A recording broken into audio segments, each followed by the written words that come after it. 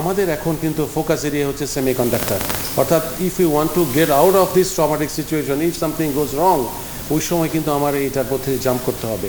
That's why আমাদের এই BAR সামিটটা কিন্তু অসম্ভব সময় উপযোগী হয়েছে, এবং আশা করছি ইনশাল্লাহ আগামীকাল প্রফেসর ইউনূস আমাদের সম্মানীয় প্রধান উপদেষ্টা, তিনি থাকার কথা ছিল কিন্তু বিশেষ কারণে উনি থাকতে পারছেন না, বা তার ভিডিও মেসেজ কিন্তু কালকে এবং সেই যে দুদিনই আমাদের সাথে থাকবে। হি ইজ উইথ আস, উনি আমাদেরকে বলেছেন তিনি আমাদের সাথে আছেন।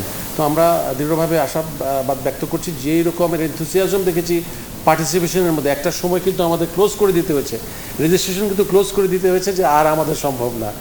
তো এই এনথুজিয়াজম দেখে সত্যিকার অর্থে মনে হচ্ছে যে আমরা এই আইসিডি ডিভিশন এবং তৎসহ যারা কাজ করছে, এবং বিশেষভাবে যারা আমাদের ডায়াসপোরারা যারা আমাদেরকে বিভিন্ন বিষয়ে সাপোর্ট দেওয়ার চেষ্টা করছে, এবং যেই ফোকাস এরিয়াগুলো নিয়ে আমরা এগুচ্ছি, এগুলো সত্যিকার অর্থে এই দেশের জন্য ভ্যালু অ্যাড করবে। ফলে এটা হলো একটা অনেক বড় কাজের সূচনা। আমরা এখানে কিন্তু থেমে যাওয়া না, একটা সামিট করে ফেললাম যার মধ্যে আমরা যেটা এটাকে বিআর সামিট কেন বলছি আপনারা জানেন। হ্যাঁ, উই স্টার্ট উইথ বায়োটেক, তারপর ইলেকট্রনিক্স, কৃত্রিম বুদ্ধিমত্তা, এআই, এবং শেষে রোবোটিক্স, এবং ফোকাসটা উনি বলছেন যে সেমিকন্ডাক্টর। এবং আমরা সবাই এটাকে দেখবো, আগামী প্রোগ্রাম শিডিউলগুলো আপনার কাছে যাবে।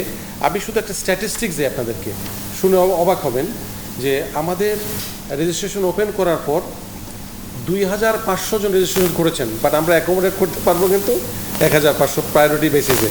তারপরে এর মধ্যে 60% হচ্ছে শিক্ষার্থী, 40% হচ্ছে আমাদের যারা শিক্ষার্থীদের গড়েন শিক্ষক, প্রফেসর মোস্তফা হোসেনের মতো।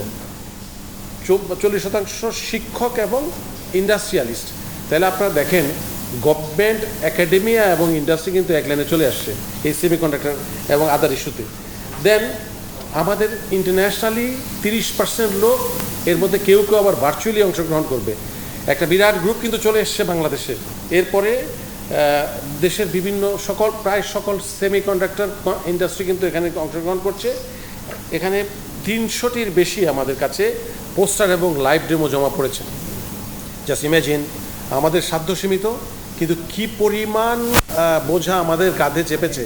এই চাপাটা কিন্তু আমরা নিজেরা জোর করে নিয়েছি, যে আমরা চাচ্ছি, যেটা প্রফেসর মোস্তফা হোসাইন বললেন, যে আসলে এই জুলাই, এখন তো উত্তাল জুলাই চলছিল গত বছর এই সময়ে। আজকে বন্ধুরা জানেন ঢাকা বিশ্ববিদ্যালয়ে কফিন মিছিল হচ্ছে। কফিন মানে কিন্তু মানে খালি কফিনটা, দামি না, কফিনের মধ্যে ছিল, ডেড বডি ছিল। কীরকম জগদ্দল পাথর এই সময়ে উত্তাল সময়টা ছিল। সময়টাকেও প্রফেসর ইউনূস একদম নির্ধারিত করে দিয়েছেন, এখনই করো। রিসেন্ট পলিসি এবং পলিসি ফর্মুলেশনের সাথে আমি নিজেও জড়িত ছিলাম। আমি এনবিআর এর চেয়ারম্যান এবং আশিক চৌধুরী 3 জন জিওবি থেকে ছিলাম, একাডেমি থেকে ছিলেন 3 জন, ইন্ডাস্ট্রি থেকে 3 জন, এবং ডায়াসপোরা থেকে 3 জন। এই 12 জনের একটা কমিটি। আমাদের প্রচুর ব্রেন স্টর্মিং হয়েছে, প্রচুর কাজ করতে হয়েছে।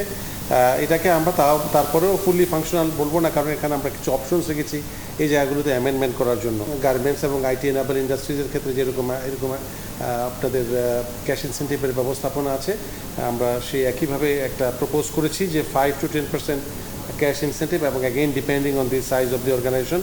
তারপরে কিছু ইম্পোর্ট ডিউটি ওয়েভার আছে। বিআর নিয়ে যে স্বপ্ন আমরা দেখছি, $150 বিলিয়ন আগামী 10 বছর, $150 বিলিয়ন একটা অ্যাক্টিভিটি আগামী 10 বছরের মধ্যে ইনশাআল্লাহ। এটা যদি আমরা সফল হতে পারি,